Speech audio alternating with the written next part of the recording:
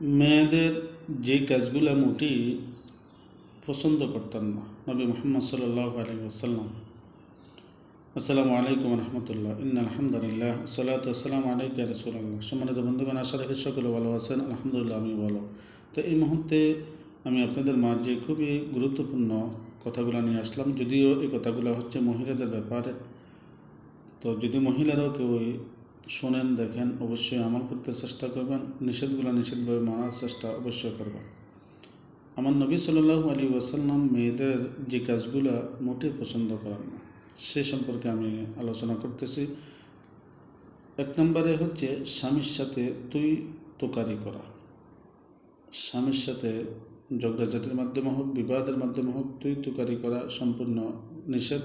এটা আমার রাসূল পছন্দ করেন না। তাহলে আমার রাসূল যে কথাটুকুন, যে কাজটুকুন, যে আমলটুকুন পছন্দ করেন না, সেটা আপনি কী করে করবেন? আপনি তো রাসূলের উম্মত, দাবিদার, রাসূলকে ভালোবাসেন। তো রাসূলকে ভালোবাসলে অবশ্যই আমরা এই জিনিস থেকে দূরে থাকতে হবে। তৃতীয় নম্বরে স্বামীর হক আদায় না করা। স্বামীর যতটুকু আপনার স্ত্রীর কাছে হক আদায় করা প্রয়োজন, ঠিক অতটুকু আপনি আদায় করার চেষ্টা করবেন সামর্থ্য অনুযায়ী। তৃতীয় নম্বরে স্বামীর সাথে রাগ করে থাকা, এটা মারাত্মক অপরাধ। স্বামীর সাথে রাগ করা যাবে না। চতুর্থ নম্বরে স্বামীর কথা না শোনা, এটা অতীব প্রয়োজন। এটা গুরুত্বপূর্ণ একটা মাসালা যে স্বামীর কথা শুনতেই হবে। আপনি যদি স্বামীর কথা না শুনেন, কাল হাসরের ময়দানে আপনি জাহান্নামে যেতে হবে। কারণ আপনি যখন স্বামীর কথা শুনবেন না, তখন স্বামী আপনার প্রতি নারাজ থাকবেন।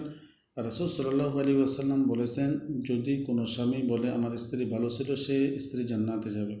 আর যদি তার প্রতি ক্ষোভ থাকে, তাহলে সে জাহান্নামে যাবে। আসলে পঞ্চম নম্বর আমরা জেনে নেই যে কি কাজ করা যাবে না। স্বামীর সাথে উচ্চ স্বরে কথা বলা যাবে না। অনেক মহিলারা আছে স্বামীর সাথে অনেক উচ্চ আওয়াজে কথা বলে, রাগ দেখায় কথা বলে, উচ্চবাচ্য কথা বলা সম্পূর্ণরূপে নিষেধ। এদিকে আমরা লক্ষ্য রাখতে হবে। 6 নম্বরে হচ্ছে স্বামীকে না বলে বাহিরে যাওয়া। অনেক স্ত্রী আছে স্বামী থাকা সত্ত্বেও তার অনুমতি ছাড়া এদিক সেদিক ঘোরাফেরা করে। দেখেন বোন,